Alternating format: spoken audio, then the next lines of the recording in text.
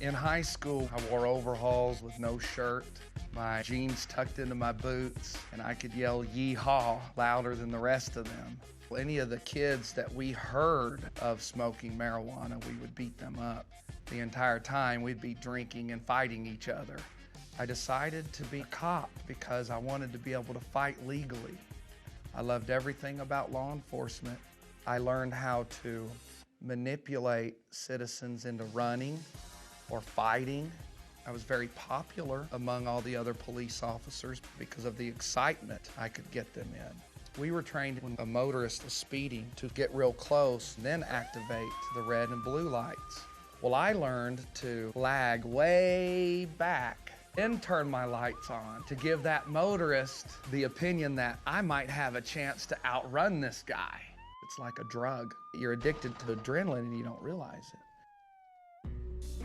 I was the best drug agent in the area. There's not a day that we don't put somebody in jail for narcotics. We're finding mainly marijuana. I only had 5 miles of highway in my jurisdiction, and I made over 100 drug arrests in 1 year. You got a gun, shoot! The DEA, they were jealous because they were supposed to be making all the big arrests. The first month, I performed 7 drug raids. DEA were only doing 1 a year. The entire DEA. And they had jurisdiction of every county. I only had jurisdiction in 1 city. I'll never forget the last marijuana arrest I made. And something hit me. I thought, I make 3 or 4 of these a day. Almost everybody I stop has marijuana. Marijuana roach in your ashtray. And I smell marijuana. Ladies, any of y'all got any marijuana on you? I thought, there's got to be something to it. Well, for years, I had pounds in my house as training aids to train my drug dog. So I went home and I smoked that pot and I loved it. I'm like, this is what it's about. It's one of the funnest things I'd ever done. I married my pot dealer, this girl named Candy. Candy and I were talking and I said, should I make a film on how insane the drug war is, or should I just teach people how not to get busted for pot? All these secrets I had. And she said, you gotta teach them how not to get busted. So we went and bought every magazine, High Times, Cannabis Culture, everything out there. We went on the internet and nothing was out there like it.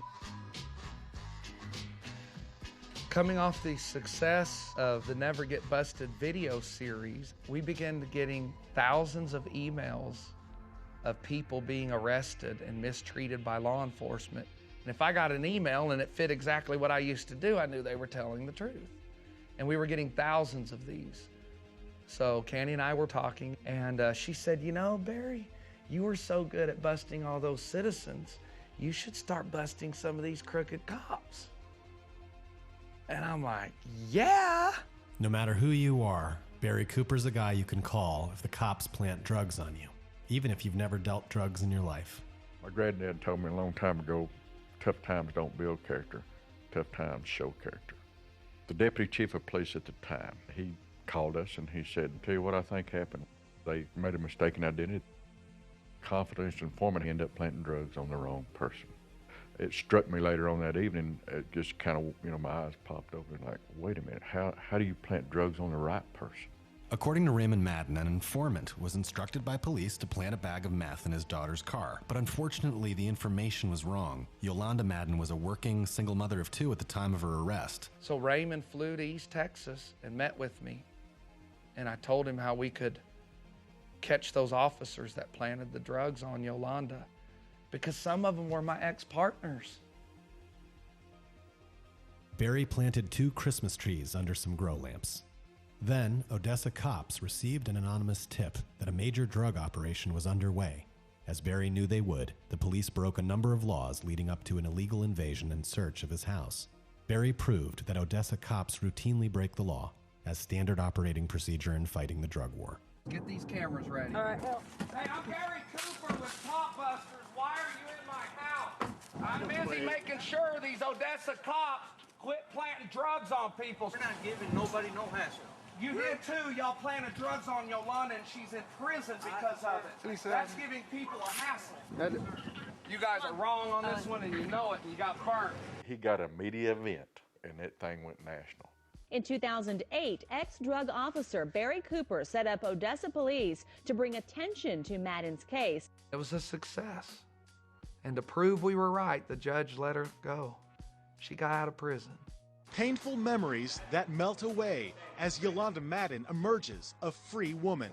I went to prison, a single mom of 2 kids, 16 and 11. My son is 20 and married. And of course, my daughter is, she's getting ready to be 16. And I'm talking to this young woman, you know, that was just a child when I left. And so, I mean, I missed the years, you know.